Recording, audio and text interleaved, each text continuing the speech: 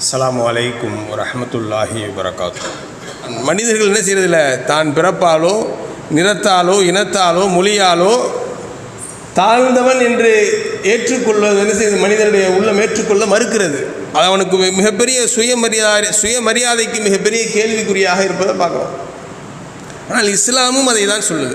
உங்களை விட எவரும் உயர்ந்தவர் அல்ல, உங்களை விட எவரும் தாழ்ந்தவர் அல்ல அப்படின்னு சொல்லுது. அல்லாஹ் குர்ஆனில் இந்த செய்தி என்ன செய்கிறான், பதிவு செய்யவே செய்கின்றான். யா அய்யுஹன் நாஸ் இன்னா ஹலக்னாக்கும் தக்ரி வல் உன்சா, மனிதர்களே உங்களை ஒரே ஒரு ஆணிலிருந்தும் ஒரே ஒரு பெண்ணிலிருந்து தான் படைத்தோம். ஒற்றை வரிதான் இந்த உலகத்தில் இருக்கக்கூடிய ஒட்டுமொத்த மனித குலத்திற்கான அந்த வேற்றுமையை, ஏற்றத்தாழ்வுகளை, உயர்ந்தவன் தாழ்ந்தவன் என்ற தத்துவத்தை அடித்து நொறுக்கிறது. உங்கள் அனைவரையும் ஒரே ஒரு ஆண் ஒரே ஒரு பெண்ணை தான் படைத்தோம். உங்கள் தாயும் தந்தையும் ஒரு ஆள் தான். அப்போ என்ன சொல்ல வருது குர்ஆன், ஒரு தாய்க்கு பிறந்த பிள்ளைகளுக்கு மத்தியிலே ஒருவனை உயர்ந்தவனாகவும் ஒருவனை இழிந்தவனாகவும் ஒருவனை தாழ்ந்தவனாகவும் யாரும் என்ன செய்ய மாட்டாங்க, பார்க்க மாட்டார்கள். அப்படி இருக்கும்போது ஒட்டுமொத்த மனித குலத்திற்குமே ஒரே ஒரு தாய் தந்தை தான் சொல்லும்போது ஒரு தாய் பிள்ளைகளுக்கு மத்தியில் ஏற்றத்தாழ்வுகள் இல்லை என்று எடுத்துக்கணும்.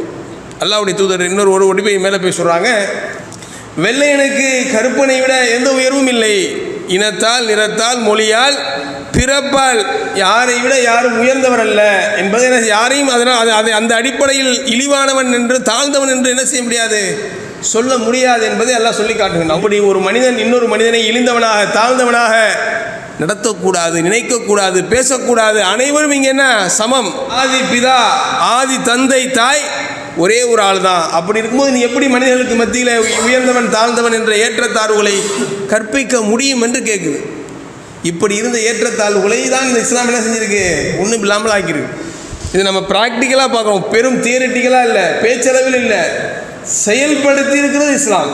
இங்கே இருக்கக்கூடிய எல்லோரும் ஒரே மாதிரி தரத்திலிருந்து ஒரே சாதியிலிருந்து இந்த இஸ்லாத்தை ஏற்றுக்கொண்டவர்களா இல்லை. தலைமுறைக்கு பின்னாடி போய் பார்த்தோம்னா அடிமைப்பட்டு கிடந்த, அவனால் இழிபிறவி என்று சொன்ன, பட்டால் தீட்டு பேசினால் தீட்டு பார்த்தால் தீட்டு என்ற சமூகத்திலேருந்து வந்திருப்போம். இடைநிலை சாதியிலேருந்து வந்திருப்போம். உயர்ந்த குலம் என்று சொல்லக்கூடிய அதுலேருந்து வந்திருப்போம். ஆனால் இன்றைக்கு நமக்கு மத்தியில் அதை யாராவது சொல்ல முடியுமா? 4 தலைமுறைக்கு முன்னாடி நான் என்ன சாதி, 7 தலைமுறைக்கு முன்னாடி நான் என்ன சாதின்னு யாராவது சொல்ல முடியுமா? சாதியின் அடையாளம் எங்கிருக்கிறது என்று தெரியாத அளவிற்கு இஸ்லாம் என்ன செஞ்சிருச்சு, மனிதனுக்கு மத்தியில் உள்ள ஏற்றத்தாழ்வுகளை பிறப்பால் நிறத்தால் மொழியால் இனத்தால் உள்ள ஏற்றத்தாழ்வுகளை ஒன்றுமில்லாமல் செஞ்சிருச்சு. ப்ராக்டிக்கலாக நீங்கள் நடைமுறைப்படுத்தி காட்டுருச்சு. இந்த உலகத்தில் எந்த தத்துவமும் செய்ய முடியாத ஒன்றை இந்த இஸ்லாம் செஞ்சு காட்டிடுச்சு.